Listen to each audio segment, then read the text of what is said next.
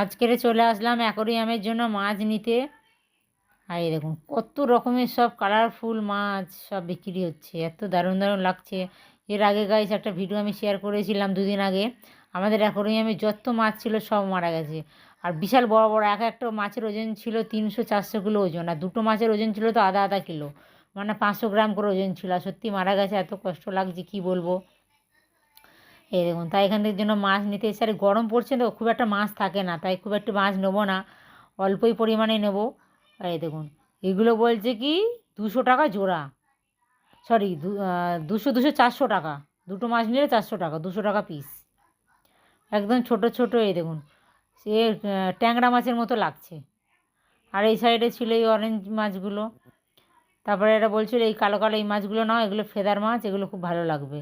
আমি বললাম না ভাইয়া, এর আগে আমাদের মাছ ছিল মারা গেছে, তো আমাদের যে মাছগুলো মারা গেছে তো ভিডিওটা দেখালাম। আর এই দোকান থেকেই আমরা নিতাম।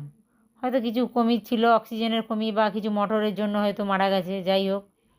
এখান থেকে খুব বেশি মাছ নেব না, অল্প করে মাছ নেব, বাড়িতে গিয়ে দেখাবো কী মাছ নিচ্ছি।